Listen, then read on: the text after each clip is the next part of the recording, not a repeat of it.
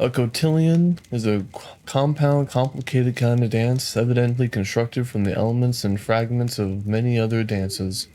A good deal of quadrille, a strong taste of lancers, a flavor of polka and waltz, the whole highly seasoned with Indian war dance. You never stand still, neither can you lounge and talk soft nothings to your partner. It is real, bona fide, downright honest dancing. I soon discovered why the men left off their jackets. A trained runner cannot have stood in clothing.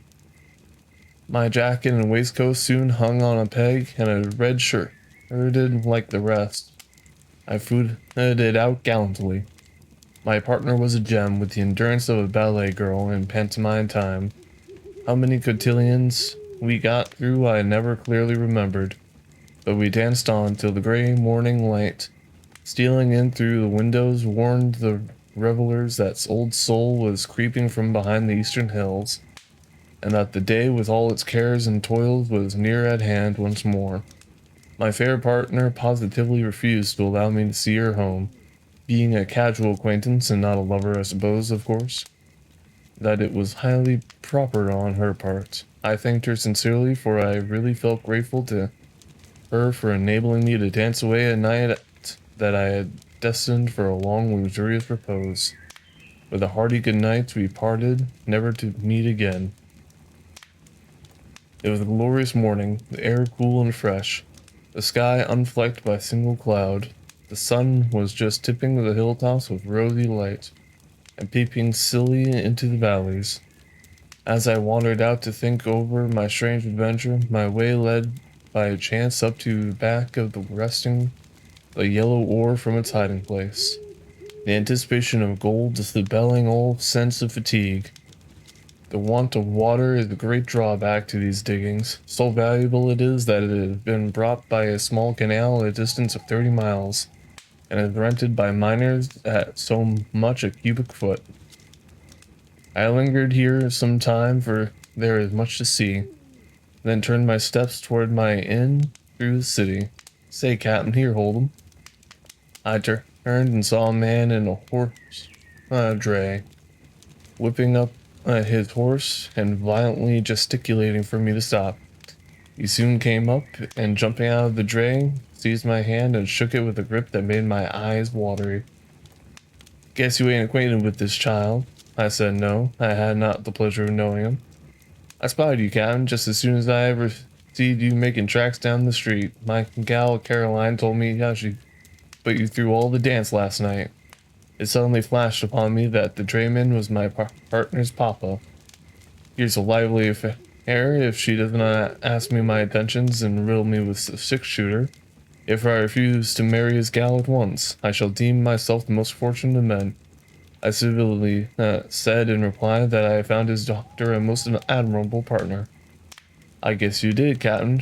He was all a watch spring and whalebone, she is. Can't scare up a smarter gal than Carr in these parts if you was to do your darndest. Why, she is worth her weight in nuggets to the man who gets her. I felt cold all over. I thought it was coming. You must excuse me, I said. My breakfast is waiting, and I dare say we shall meet again. Knew this was an awful twister. I'm sure we shall, Captain, with liquor. So we adjourned to the nearest bar room and took an eye-opener, and so I escaped from the daydream. I drew a deep breath and felt as if I had got clear from the claws of a grizzly bear.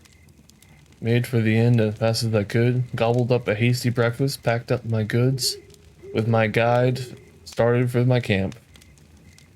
Often I turned and gazed anxiously over the plain, expecting I should see the drayman, his daughter Caroline, and a priest in hot pursuit. And there and then, on the Shasta plain, I should be nolens volens, linked to my fair-haired partner for life's cotillion. Such was my first, and such was my last, my only night in Eureka. All's well that ends well, and I trust the fair Caroline has a pleasant remembrance of the captain as he has of her. I found my camp all right, saddled up, and am off with my perilous journey through the wilds of Oregon.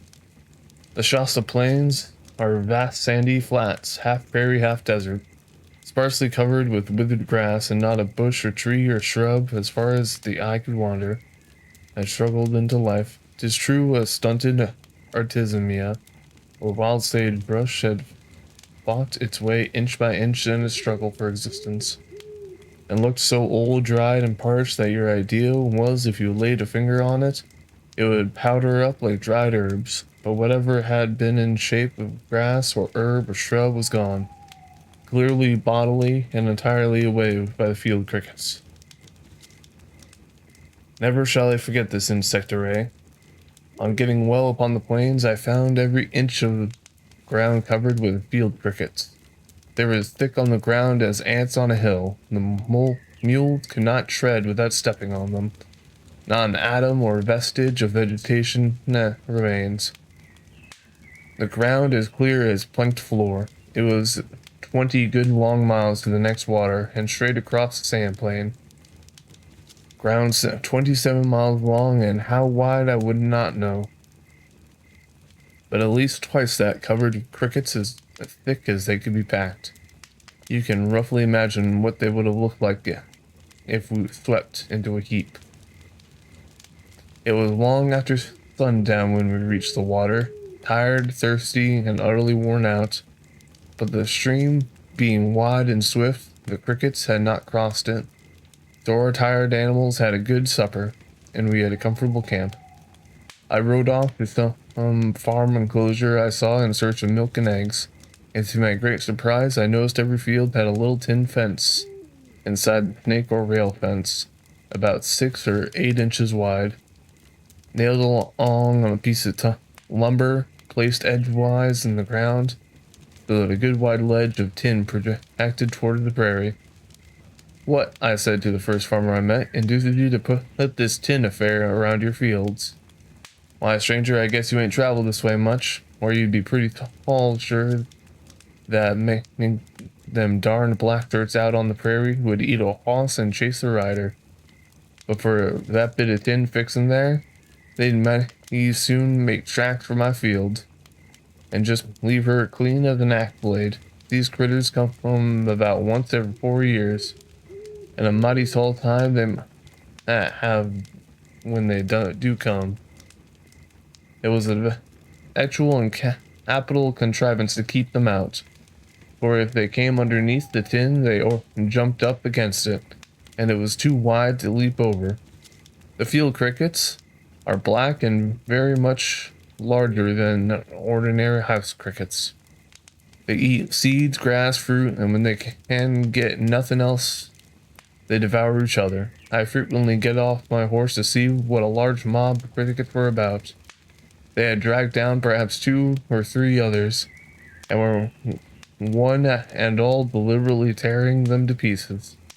If they meet head to head, they rush at each other and butt like rams, but backing against each other, they lash out their hind legs and kick like horses. What becomes of them when they die, I cannot imagine. The entire atmosphere for miles becomes pestilence. I suppose for coming in such vast numbers every 4th year that the larvae must take that time ere they assume the perfect shape. May 16th. The Californian quail, which I found most plentiful along the course of the Sacramento, ceases at the edge of this great sandy desert. It appears to be the limit to its northern range. I note a singular instance how curiously and readily birds alter their usual habits under difficulties. In the nesting of Bullock's oriole, a solitary oak stood by the little patch of water, a spring that oozed rather than bubbled. Through the sanding soil where my camp stood, it was only water for within many miles, and the only tree, too. Every available branch and spray had one of those woven nests and their brilliant bird hanging from it.